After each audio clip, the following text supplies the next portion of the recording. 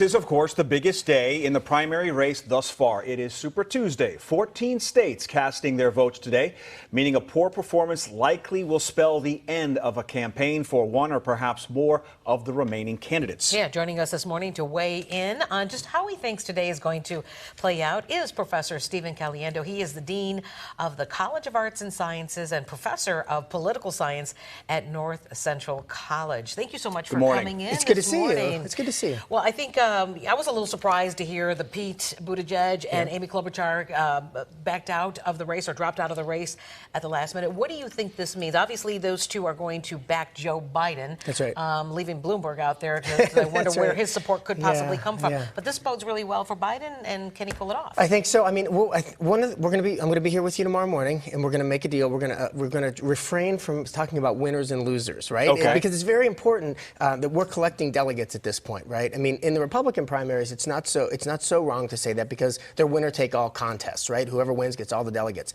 The Democrats do proportionally, right? So it's going to matter. The other thing I want to make sure we think about is a lot of people already voted in most of these states before those other folks dropped out. And they're on the ballot anyway, so right? True. So, I liken, though, this to a duck on the water. Right now we're looking above the surface. Underwater, those legs are going crazy. And I'm talking about the DNC in particular. It seems like there are factions competing with one another. The Biden camp faces some strong headwinds from those centrists.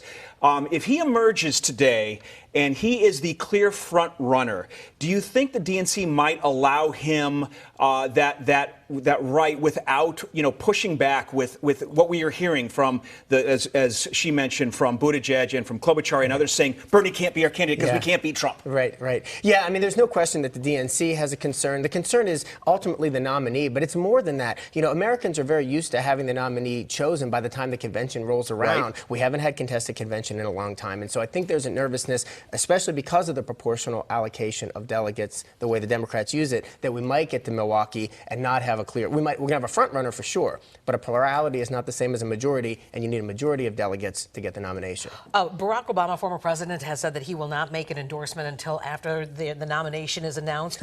But it kind of leaked out conveniently that he made a phone call to congratulate Joe Biden. Okay. And it's interesting how that happens because it's almost like they're letting it out so they can let the world know that he's given his blessing to Joe Biden. I don't know that I think that's a fair. I don't know that I'd read that much into it, though. I mean, he was his vice president for 8 years. They're clearly friends. You make a phone call. But why not do that sooner? He could have done it sooner, I suppose. But I think the other thing that's important is Mike Bloomberg is spending millions and millions and millions, $500 million, all over the country with ads with Barack Obama in them that suggest that he's endorsed him. And he's not happy about that, we understand. That's right. I mean, and so it makes you wonder, any elected official says something nice about somebody else, is it going to be in a campaign ad at some point? And is today Bloomberg's firewall? Because if he has a poor showing in California and Texas and elsewhere, might we see him finally say, you know what, all this money I'm spending didn't do me any good and it's time for me to bow out? He probably ought to be thinking that way, but I mean, he doesn't have the constraints that most other candidates have this year or have had in the past because he has nearly unlimited funds to keep going if he wants to. But almost 40% of the delegates will have been selected by the time we talk tomorrow morning. And if Bloomberg's not getting a chunk of them, and I mean, this is his first chance, right? These are the states where he's on the ballot. He hasn't been in the early four. And so if he does, he could take a cue from that and back out tomorrow. All right, we'll be talking with you tomorrow morning. I look forward to that. We will too. Thank you. Appreciate it. 8:38.